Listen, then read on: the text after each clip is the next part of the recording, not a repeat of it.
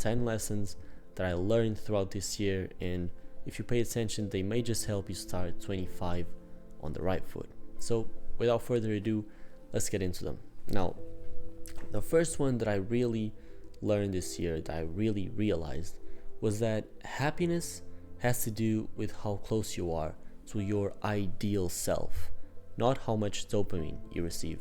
So essentially, I learned this lesson this year because in my previous years of this life that I'm living, I used to indulge in a lot of dopamine rewarding activities, video games, just watching movies, watching TV, the whole nine, right? And this year, I tried to do something different. I started this channel, which was actually a New Year's resolution, and apparently I've stuck to it for a whole year, and a bunch of whole other things that I am proud to have started and proud to have kept going. And it was really the contrast between these two experiences of my present self and my past self that made me realize I am the happiest when I'm actually chasing something that I actually care about, not just numbing my mind with whatever appears in front of me at the moment. The second one is you don't have to be ready to start. In fact, action often brings clarity. So let me try to unpack this the best way that I can. This video, for example, I wasn't ready, or I didn't feel ready before starting to record this video. I didn't feel ready to record it because I thought, man, I don't have a script written, I just have these 10 phrases, these 10 lessons. I haven't really rehearsed, if you will, what I will say. But I just thought, you know what? We ball, right? So just do it and see what happens. And here I am. The same thing happened with my channel. I was nowhere near ready to start a YouTube channel. I didn't know how cameras worked. I didn't know how, editing software worked. None of that. But I still did it, So whenever you start something that you're not ready for, you clash with your fears. You clash with the unknown. And really two things can happen. You can either let those fears overwhelm you, or you rise up to the occasion. Up to you to make the choice. So the third one is that progress isn't linear. In fact, most of the times it's not linear, and that's perfectly okay, to be honest. So I really started to notice this because there were weeks where everything went perfect. I went to the gym, I got my training in, I was starting to notice some gains. My YouTube videos were doing well, my relationships with people were perfect. I was happy, I had good grades at college, everything was perfect. Everything was on track. And then literally as soon as like 2 weeks later, or sometimes even less, 1 week later, 5 days later, everything just seems to flip like a switch. You get a bad grade, and all of a sudden your schedule is busy and you haven't been making all of the training sessions that you should, and then some relationships may start to crumble, and then my YouTube videos weren't doing so well, and then it just felt like all of the progress that I had built up, all of the momentum that I was starting to notice, it just fell off a cliff like that. And it's really hard in those moments for our brain to cope with everything that is happening. We just start to think, what do I do now? You get overwhelmed because our brain isn't used to such drastic changes. But if I am to say anything, I think that this is how life works in a certain way. It's just waves. You have weeks where it feels like God is on your side and everything is perfect and you're living the dream, and then other weeks where you're not sleeping good. No matter what you do, it seems like you're always screwing things up. Whenever this happens, I just tell myself, stay in the game. Just it's a hard time right now, but in the future, maybe it's not 1 week, maybe in 2 weeks, or maybe in a month, it'll get better. Better times are in the future. And in the end, it comes down to emotional control. I wish it was a smooth ride like that, linear. But the truth is, it's more like that. And you have to be able to control your emotions.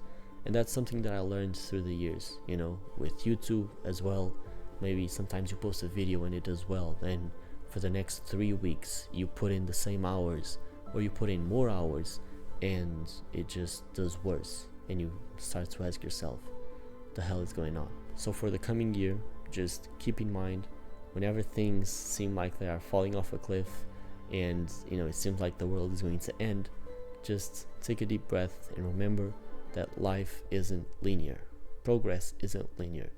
It has its ups and its downs, and eventually you will be up again. Now the fourth one is the type of lesson that I seriously wish I had learned earlier, because it would have just made my life easier, to be honest. But the fourth one is, there is only one world, but it is seen through 8 billion perspectives. The reason I say this is because sometimes, we see an action take place, or we see a situation, and from our perspective, a certain person may be in the wrong, right? And we say, how could you do that? You're clearly in the wrong, you shouldn't have done that. But here's the thing, I like to believe that in a triangle you have 3 positions, right? And if an action takes place in the center, then from each position of the triangle you see a different event unfold, right? Because you all have 3 different perspectives. So who am I to judge what that person did if I wasn't in their position? Who is that person to judge me if they weren't in my position? Same world, different perspectives. Whenever you get into an argument with someone else and they may seem like they've gone crazy, they've gone nuts and they're not making any sense, just remember that a person is, the sum of their experiences, their genetics, personality, moments. And if you were in their shoes, if you had their experiences, their memories, their genetics, you would be the exact same person. So sometimes we are very quick to judge, but if they are saying something, then they may just have a point, you're just not able to see it. So yeah, I hope that makes sense. Okay, so the fifth one, not having something you desire doesn't mean you shouldn't appreciate what you already have. Now, this is a deep one, it's a deep one because what you desire may be, money, it may be a lifestyle, it may be fame, whatever it is. You are chasing that one thing, and it's good for you, you're chasing your ideal self. But just because you haven't achieved those things doesn't mean you should take for granted the things you already have. Maybe it's a family member that's already getting old but is still alive, maybe it's a friend that you talk with every day, but maybe in 5 years you guys won't talk anymore. So it's very easy to take things for granted in the present moments, and trust me, I am guilty of doing that. But I have learned my lesson, and I want to enjoy the present. I want to take it in while also worrying about the future. It's a hard task, but it can be managed. Now, the sixth lesson that I learned this year was that we should aspire to do everything at 100%. Now, the reason I say aspire is because it's honestly really hard, right? Especially in the world that we live in today. We think that we can multitask everything. You can cook while sending text messages. You can study while listening to music. The truth is, a lot of the times this does not go as planned, and it ends up giving you bad results. That's just the truth of it. So one rule of thumb I like to keep myself accountable to is to try and give my 100% focused attention to everything. If I am filming a video, then I am only focused on you guys. If I am studying, then I'm only focused on the book or whatever it is. If I am talking with someone, then 100% of my attention is on that person. It's very hard to do, you'll see if you try it, but it will give you better results if you are able to do it, or at least to try and implement that in your life. Seventh lesson, nobody is perfect. Just because someone makes a mistake doesn't mean a relationship should end because of it. Now, I used to think that, if someone broke my trust once, then I would never speak to that person again. And it worked for a while, but then I realized that I was starting to become a lonely person, right? I was looking for the perfect human, the person who trusted me, the person who didn't lie, the person who didn't talk behind my back, the person who was perfect. And then I realized that I wasn't perfect. You might be friends with someone and they made, an action that you didn't like, or that you found offensive.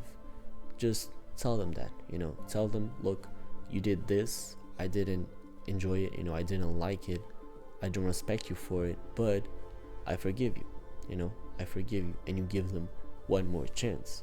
Now, if the same person commits the same blunder again, then it's a different story. You're not Santa. Even though it's Christmas, you're not Santa. You can't forgive people for whatever they do. You give them one chance. If they commit the same blunder, then you might want to rethink if this person belongs in your life or not.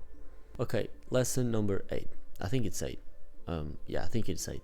We're coming to a close. A lot of highs does not equal a lot of happiness. This kind of, comes full circle with the lesson that I said before, but essentially what this means is that there are a lot of people who live chasing happiness. They go to a party on, Saturday and they get a high, and then Sunday morning they get a low, but then Sunday night they get another high. And what they'll find is that they don't seem to ever be at peace. It's always almost like they feel that a piece of them is missing. So whenever we chase happiness, whenever we chase the next high, we forget to actually look around and actually assess our situation. Why is it that you're looking forward to Friday? Why can't you enjoy Monday, Wednesday, Thursday, all of the days in between you, where you are, and Friday? Why is it that you're just focused on the high that you'll receive Friday night? Lesson number 9. If you don't do something drastic to change your life, then your life won't change. Crazy, I know. But we all know that person that is just waiting for something to happen. They think, man, my life is so boring right now. But they also aren't doing anything to change it. And, that person might be a friend of yours, might be a relative, might even be you. So I think, we all live in this reality. We are all afraid of what other people think. But sometimes you just gotta take, a little deep toe outside of your comfort zone if you do want to live a more interesting life. And this applies to me too. I'm not immune to any of this. It's not like I'm a higher authority that has achieved everything. No, not at all. I am very flawed. All that I can say is that I will improve, and if I'm going to improve, then I'm expecting you to improve as well. Last one. So an insult can be more painful than a bullet, but a compliment may be more helpful than a pill. Now what I mean by this is that our self-esteem and our attention, and by default our ego, I really think those things rule the entire world. So what I mean by that is that everybody has their concept of ego. It's the reason why people don't like to do embarrassing things. Boys don't want to ask a girl out because if they get rejected, then their self-esteem will go down. And the same thing for girls, etc.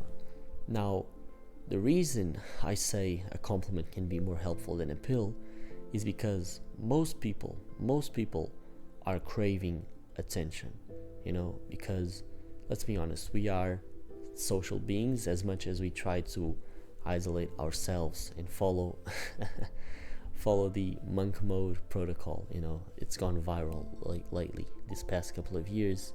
No matter how hard you try to isolate yourself, you're always going to feel that craving of human interaction. And if you are deprived of that, you're going to feel sad, and unfortunately in today's society, compliments are a scarcity. Just when was the last time that someone gave you a compliment? Like truly. Probably a long time ago. And I'm not saying it's a bad thing. I mean, I am saying it's a bad thing, it's a sad thing, to say the least, that people just don't give us compliments more often. And it doesn't cost anything. You just go up to school or to your job and say to your workmates or your schoolmate, whatever it is, you just tell them, hey, nice scarf, or nice shoes, and that person will lit up for the rest of the day. They'll just be happy. And I think it's something that the world needs more. I think it's something that will make people happier, and it doesn't really cost us anything. It's something that I try to implement in my life, but sometimes we forget. We're so worried about ourselves that we forget to think, oh wait, let me make this person's day better and give them a compliment. It's Christmas, so yeah, I'm really excited for it. I love this time of the year, I really do. And I wanted to record a little video with the Christmas tree behind me. Let me know which lesson hit you the hardest, the one that really made you think, damn, made you freeze like that. And yeah, I just hope you got something out of the video. I hope you enjoyed it. I hope you go into 2025 with hope.